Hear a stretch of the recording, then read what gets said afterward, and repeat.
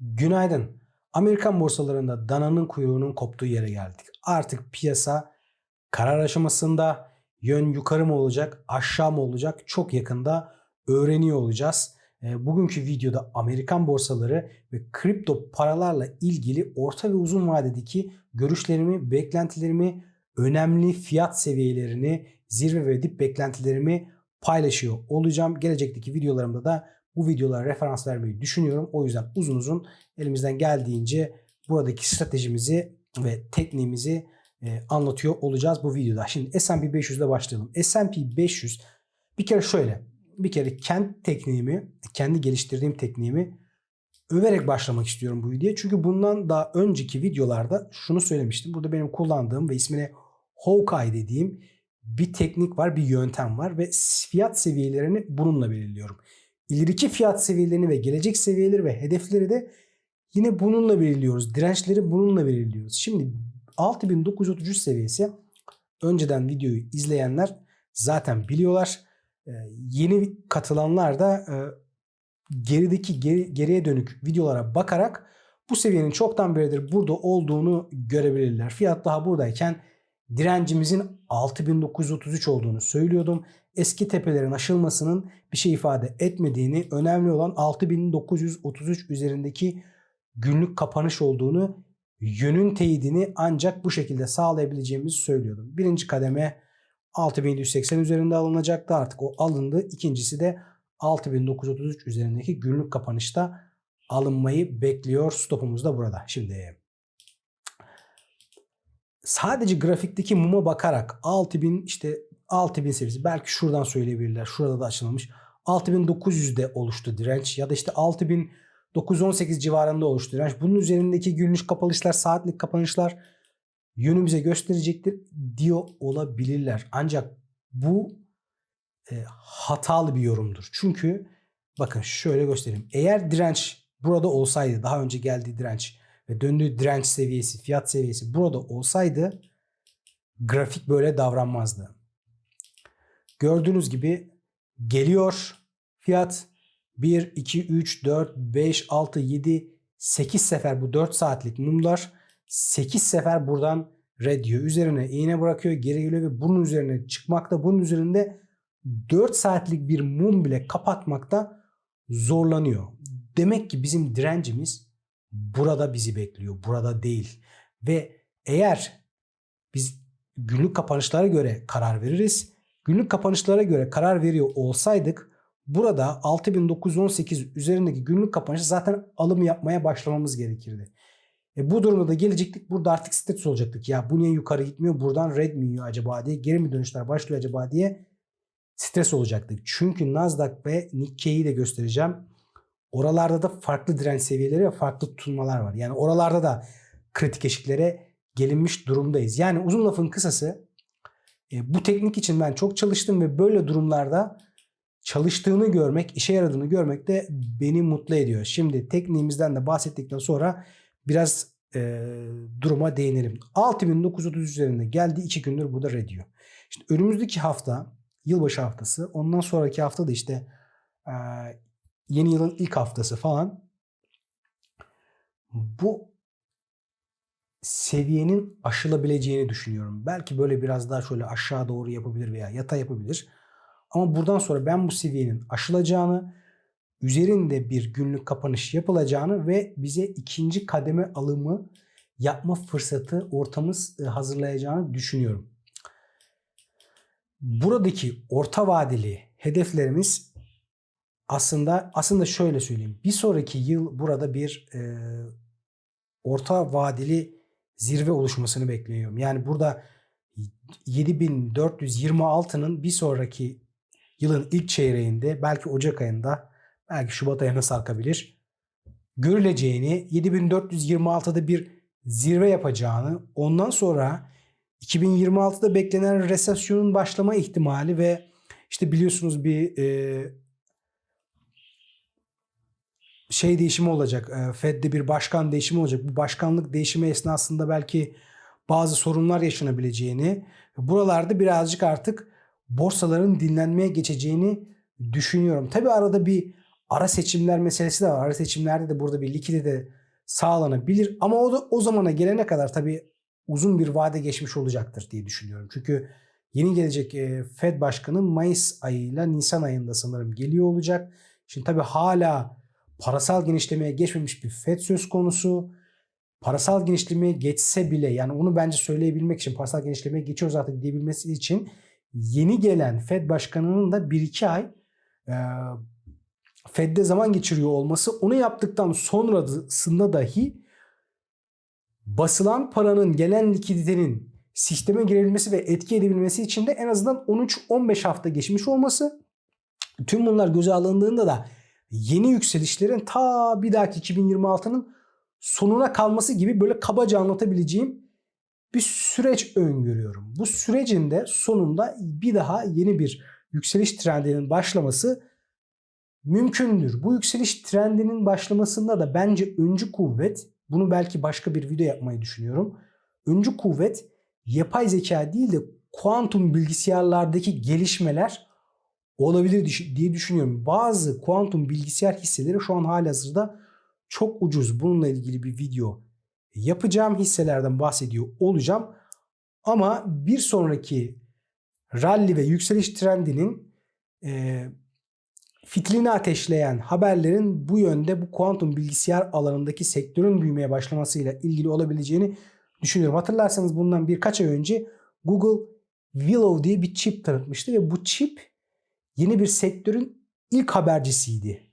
Çok güçlü bir çipti ve çok güçlü çalışıyordu. Şimdi bu yeni sektörün ilk habercisiydi. Bu hemen olacak ve gelişecek bir sektör olmadığından dolayı şu anda hala yapay zeka dalgasının içinde olduğumuzdan dolayı bu haberler ve bu gelişmeler çok öne çıkmıyor. Ama bir sonraki senede artık yavaş yavaş öne çıkacağını tahmin ediyorum. Bir sonraki yükselişe kuantum bilgisayar sektörünün öncülük edeceğini düşünüyorum. Ama dediğimiz gibi şimdilik hala kritik eşikte bekliyoruz. 7426 gelecek, zirve yapacak ve uzun bir düzeltme, belki 6 aylık, belki 1 yıllık bir yatay hareket ve sert düzeltmelerin arkasından tekrar Fed likiditesiyle beraber gelecek bir yükseliş olacak. Ancak bu zaman, ben şimdi bahsettiğim bu olaylar bundan sonra 2026 sonlarına doğru. Şimdi evet, baz senaryomuz bu. Önümüzdeki haftalarda bu 6933'ün kırılması,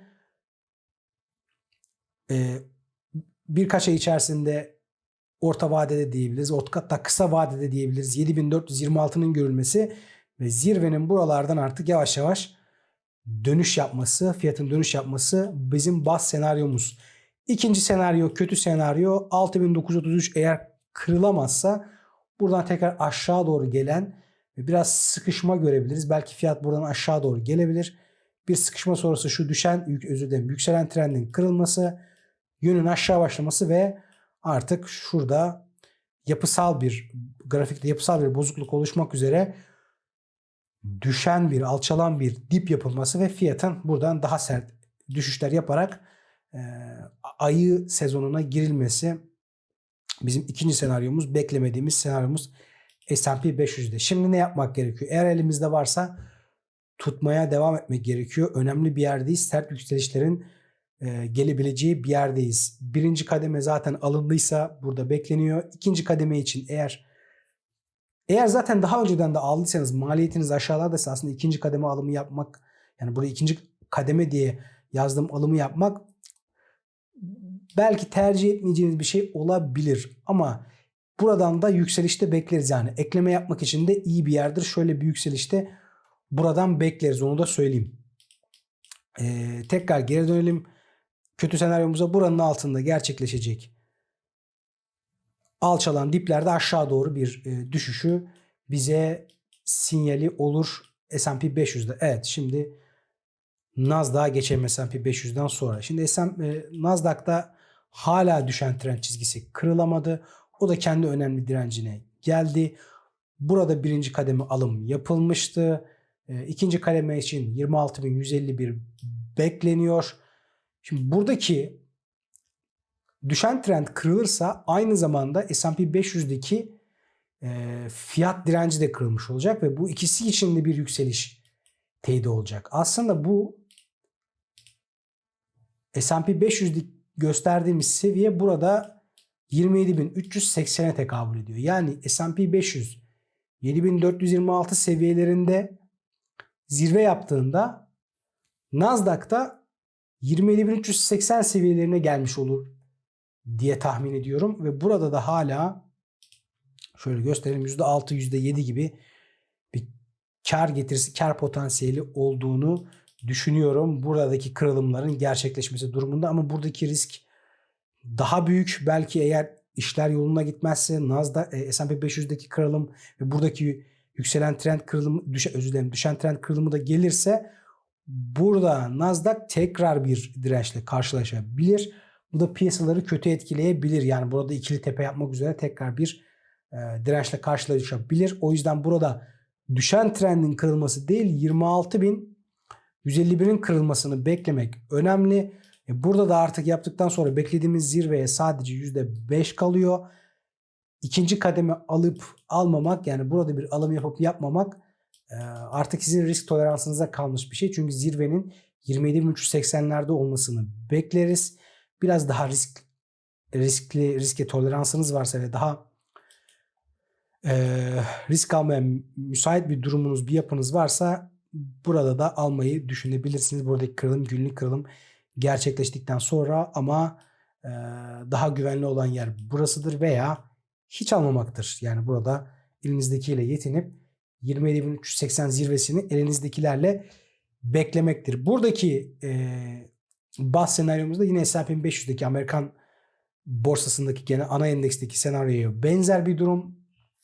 Burada da bir zirve ve ondan sonra derin düzeltmelerle gelen ayı sezonunu bekliyoruz. Kötü senaryomuzda bu dirençlerin aşılamaması ve 27.476 altında gelecek bir günlük kapanışla yapısal bozuma girmesi ve buradan da aşağı doğru fiyatın derin düşüşler yapması olur.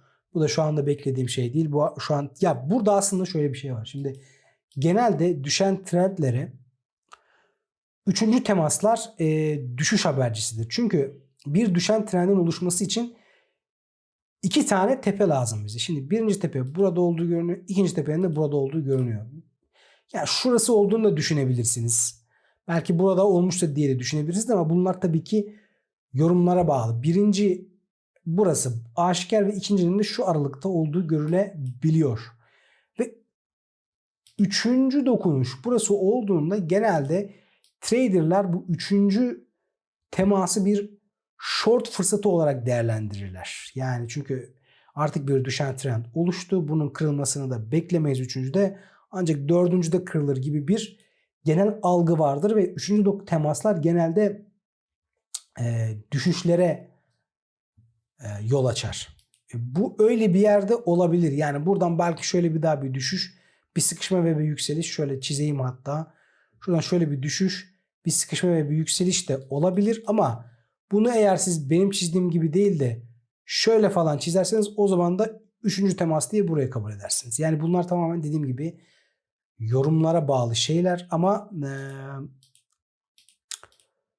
genel itibariyle benim beklentim yine önümüzdeki bu hafta veya bundan sonraki hafta bu düşen trendin kırılması ve Nasdaq'ın da yükselişe geçmesi yönünde. Kötü senaryomuz nedir? Bu düşen trend kırılamayacak. Bu destek, birinci destek ve ikinci destek kırılarak burada artık bizi stop olmaya itecek. 27.776, hatta şöyle 27.700 diyelim. Altındaki günlük kapanış Nasdaq'ta ayı senaryosunu, ayı sezonunu teyit eden sinyal olacak bizim için. Evet. Nasdaq'taki seviyelerimiz de böyle.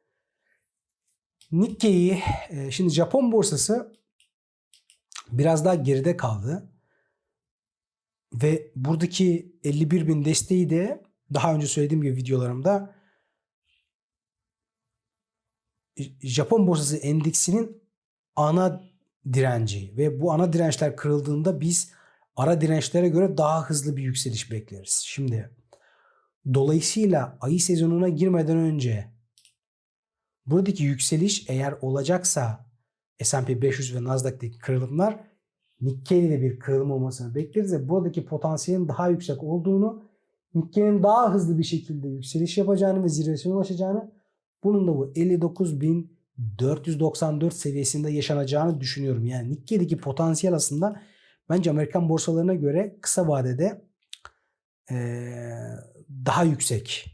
Çünkü onlar kendi zirvelerine ulaşırken Nikkei'de kendi zirvesine ulaşmak için daha sert dirençler kırarak devam edecektir diye düşünüyorum. Nikkei'nin grafiği Nasdaq'ın grafiğine benzer durumda. Düşen trendimiz var. Kırılamadı. Burada hala alım yapmak için beklemedeyiz. Birinci kademeyi 51.000 üzeri olduğunu söylemiştik. İkinci kademede 52.816 üzerinde günlük kapanışta gelecek ve beklentimizde 59.494'e kadar olacak bir yükseliş. Evet. Nikkei'deki durum da böyle. Yine burada biliyorsunuz riskler arttı Japonya'da. Hatta Japonya'daki faiz arttırımı tüm dünyadaki küresel ekonomi risklerini arttıran bir durum. Ama böylesi kötü bir haberin ve piyasaları etkileyecek bir haberin etkisi kısa vadede çok minimal oldu. Demek ki şöyle olduğunu düşünüyorum. Bu etki daha başlamadı. Yani bu etkinin biraz daha başlamasına biraz daha var gibi görünüyor. Yani çünkü bu önemli bir haber. Eğer öyleyse burada demek ki daha hala bir yükseliş potansiyeli vardır. Yok eğer böyle bir büyük bir yükseliş özür dilerim, büyük bir etkisi olmayacak da bu böyle bizim korktuğumuz kadar büyük bir problem yaratmayacaksa da o zaman bu düşüştü, bu etkisi buydu işte. O da bitti. İkisinden biri. Yani bence etkisi henüz başlamadı ve daha büyük bir etkisi olacak. Senaryosu daha olası bir senaryo. Bu da işte son yükselişin arkasından gelecek bir düşüşle o etkisini hissedeceğimiz kanaatindeyim. Evet, teknik seviyelerimiz burada. Beklediğimiz dirençi tekrar edelim. 51.000 ve 52.816 olarak içeri girmeyi stratejik planımız. 59.494'te de zirve bekliyoruz Japon borsasında. Evet, şimdi kripto paralara geçelim. Kripto paralar. Şimdi kripto paralarla ilgili orta vadeli bazı fikirlerimi söylemek istiyorum. Bunu da böyle bir endeks üzerinden şöyle bir bakalım diyorum ben. Şimdi bu baktığımız grafik kripto paraların endeks grafiğidir. İçinde stable coin'ler yok. Yani böyle bu USDT yani Tether, USDC, Circle falan. O stabil coin'lerin olmadığı, sadece trade'ini yaptığımız kripto paraların bulunduğu, tüm kripto paraların bulunduğu endeks grafiği. Evet, şimdi haftalardır bu 2.64 trilyon dolar desteğinin üzerinde kaldığını görebiliyoruz kripto paraların. Yani burası artık çalışan bir destek haline geldi. Altına inse bile haftalık mumu altında kapatmadığını görebiliyoruz. Demek ki bu destek burada çalışacak gibi görünüyor. Yani bunun yavaş yavaş artık burada yükseliş gelme ihtimalinin yüksek olduğunu düşünüyorum. Şimdi 2023'te oluşan şu yükseliş, başlayan şu yükselişte de bir yükselen trendimiz söz konusu ve yükselen trendde de ilk temas 2020 Ağustos ayında oldu. Sonra bundan sonra da işte altında hiç haftalık kapanış gelmediğini görebiliyorsunuz. İşte en son buralarda altına iğne attı ve yukarı çıktı. Bu düşen trend de kırılmış değil. Ve şöyle bir durum söz konusu. Şimdi daha önce ne yaptığına bakacağız. Kripto piyasasının. Şimdi şu haftalık hareketli ortalama kırıldıktan sonra haftalık hareketli ortalamaya doğru bir hareket başladığını söyleyebiliriz geçmişteki hareketten, ki şu hareket ve bu hareket birbirine çok benziyor. Hatta şöyle bir kutu içerisine alalım. Şu şekilde bir kutu içerisine alalım bunu. Bunu da bir kutu içerisine alacak olursak şöyle bir bakalım. Şimdi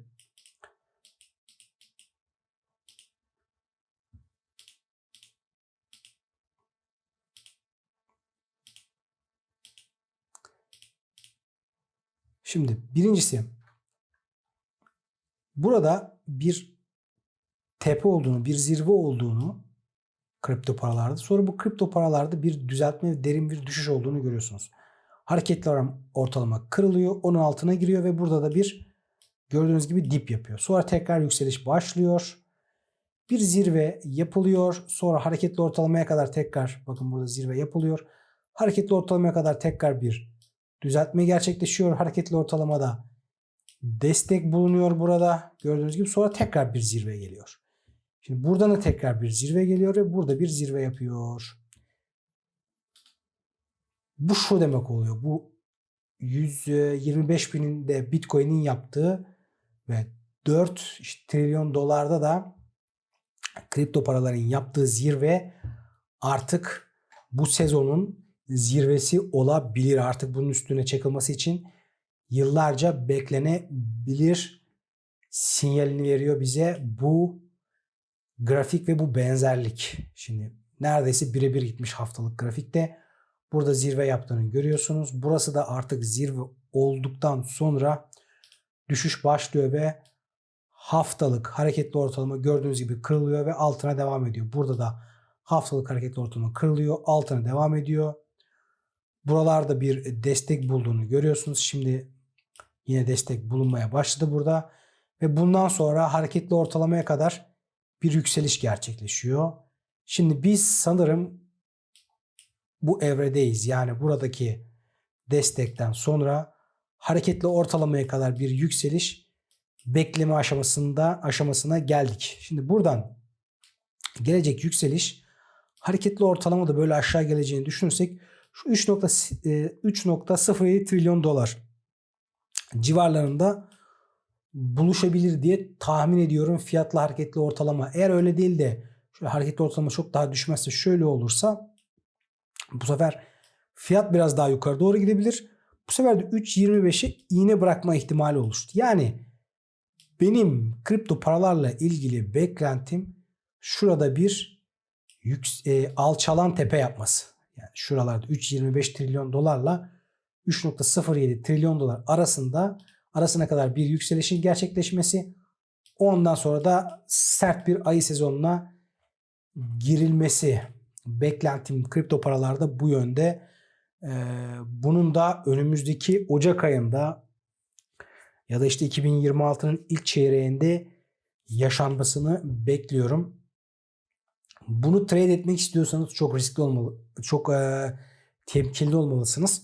Çünkü riskler büyük. Belki hareketli ortalamaya kadar bile yükselmeden geri dönebilir. Bunu bilmiyoruz. Eğer bu tepki yükselişini trade etmek istiyorsanız. Eğer içerideyseniz ve satamadıysanız da bu yükselişi bir satış fırsatı olarak kullanmanız mantıklı. Buradan daha büyük yükselişlerin gelme olasılığı çok yok gibi görünüyor kripto piyasasında. Tabii Bitcoin belki kendi halinde takılmaya, çok daha sert düşüşler yapmamaya olası bir durumda. Bitcoin'in belki diğer kripto paraların düşüşlerine katılmama ihtimali daha yüksek tabii, ama genel itibariyle kripto olanların bir sepeti olduğu ve burada da birçok altcoin olduğundan dolayı işte videoları takip edeceksiniz. TotalS'teki ben durumu size artık söylüyor olacağım. Beklediğimiz alan geldiğinde oralarda çıkış yapmaya başlayacağız. Evet, bugün biraz rahatsızım bu arada. İnşallah birkaç gündür de rahatsızım. Boğazımda ağrıyor. İnşallah konuşmam çok kötü değildir. Sizi rahatsız etmiyordur diyerek de böyle bir araya bir anekdot sokayım. Şimdi bu Bitcoin'de de artık yani aynı nasıl Amerikan borsalarında öyleyse burada da artık yani zurnanın zırt dediği yere geldik. Şu artık kırılacak herhalde yani. Kırılacak. Geliyor sürekli buradan. Radio ucuna kadar da geldi. Şeyin altına yine indi. 88 binin altına. Ya burada dediğim gibi artık yani yükseliş beklentim var benim. Önümüzdeki 1-2 hafta içerisinde bu yükselişin de başlayacağına inanıyorum. Analizimizin tutmama olasılığına da 85.287 altında günlük kapanışla beraber stop olması ve piyasayı terk edilmesi güvenli olacaktır diyorum. Ethereum şu görüntüyü yavaş yavaş bozmaya başladı. Buradaki omuz baş omuz görüntüsünü yavaş yavaş bozmaya başladı. Ama 2938 üzerinde de, şuradaki seviyemiz üzerinde de kalıcılık gösteremiyor. Bu da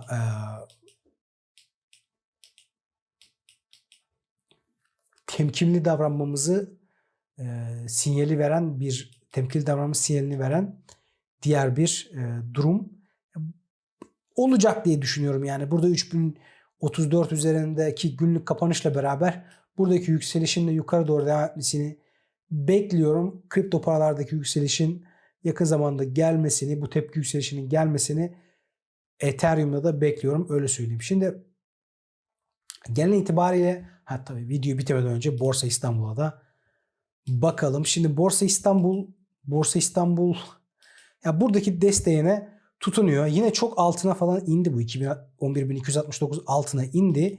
İndikten sonra da burada yine destek buldu. Yani bunun üzerinde kalmayı başardı. Bunun üzerinde kalmayı başardığı sürece yani analizde değişen, görüşümüzde değişen bir şey yoktur. Yükselişin devamını bekliyoruz. Altında ama birazcık zafiyet göstermeye başladı. Ya şimdi şöyle bir şey var. Şunu size göstereyim. Şimdi ben aslında şu iki mumu beklemezdim. Normalde buradan artık yükselişin başlamasını beklerdim. Şöyle günlük muma da geçelim. Günlük grafikten de göstereyim.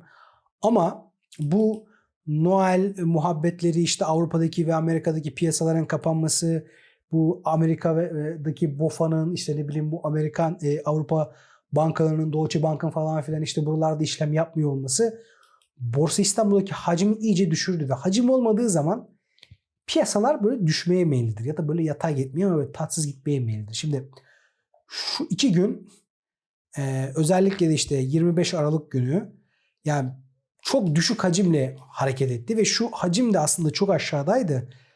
Gün kapanışına doğru arttı, öyle söyleyeyim. Ve gördüğünüz gibi yani şöyle alacak olursak şu 2 günün ortalamasını şöyle tam şu aradan alacak olsam şuraya bakalım, şöyle aşağı bakalım. Şöyle alacak olursam da yani uzun süredir görülmemiş bir hacimsizlik söz konusu.